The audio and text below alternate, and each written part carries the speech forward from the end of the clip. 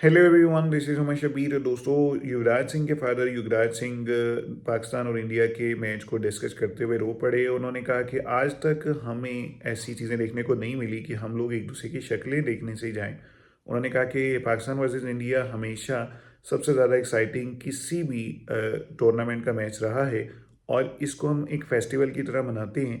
और बहुत ज़्यादा खुशी होती थी, जैसे एक बहुत अच्छा दिन आ रहा है। जीत पाकिस्तान की हो या इंडिया की हो, लेकिन वो दिन दोनों तरफ बहुत ज़्यादा खुशी का दिन होता था। अब उन्होंने कहा कि पाकिस्तान और इंडिया का जो जितना भी आपस में मामला है वो इसी तरह है जैसे दो भाई आपस में घर में होते हैं, दोनों गुस्से वाले होते हैं, लड़ते झगड़ते रहते हैं, लेकिन एक दूसरे के अंदर प्यार भी होता है। उन्होंने कहा कि हम जब पाकिस्तान गए लास्ट टाइम 2006 में, उसमें सीन ये था कि लोगों ने हमें इस तरह से सर्व किया, पाकिस्तान ने इस तरह से सर्व किया, हमें लगा जैसे हम अपने घर में ही हैं और अपने घर से भी ज़्यादा खिदमत की गई। तो अब जब देखता हूँ कि पाकिस्तान और इंडिया की सारे मामला इस जगह पे पहुँच चुके हैं कि एक दूसरे की शक्लें भी नहीं देखना चाहते, तो ये मुझे बहुत ज़्यादा तकलीफ देता है। और पाकिस्तान और इंडिया के मैच के बगैर जो वर्ल्ड कप का टूर्नामेंट है वो बिल्कुल यूज़लेस है, बहुत अजीब सा है होगा, उसमें हमें बिल्कुल वो मज़ा नहीं आएगा। और मैं पर्सनली ये कह रहा था कि यार कौन लोग हैं जो ये एक दूसरे के ऊपर वार कर रहे हैं, जो एक दूसरे को कह रहे हैं कि ओहो पाकिस्तान डर गया, जो कह रहे हैं कि वो इंडिया ने बदतमीज़ी की थी हमने उसका जवाब दे दिया। नफ़रतें फैलाना बहुत ज़्यादा आसान है, लेकिन किसी की अच्छी बात याद रखना,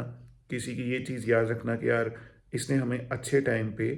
अच्छा भी हमारे साथ पेश आया था, आज बुरा टाइम है एक दूसरे के ऊपर, तो हमें इस तरह से नहीं करना चाहिए। बहरहाल ये पॉजिटिविटी लोग फैलाएं, ये मेरी बहुत ज़्यादा ख्वाहिश थी, क्योंकि दोनों तरफ से कामरान अकमल इधर से ही बोलते थे, वो इरफान पठान उधर से बोलते थे, हरभजन सिंह उधर से बोलते थे, शाहिद अफरीदी इधर से बोलते थे।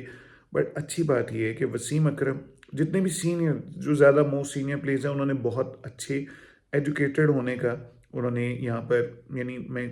कहूँगा कि उनकी प्रेजेंटेशन ऐसी थी, पता चल रहा था कि ये लोग वाकई में कुछ समझ रखते हैं, कोई इनका जो लेवल है क्रिकेट का वो बहुत हाई है। वसीम अकरम ने कहा कि आपको बाइकआउट तो करना ही नहीं चाहिए, अगर आपको लगता है कि आपका इंडिया दुश्मन है तो आप जाकर मैच हराएं।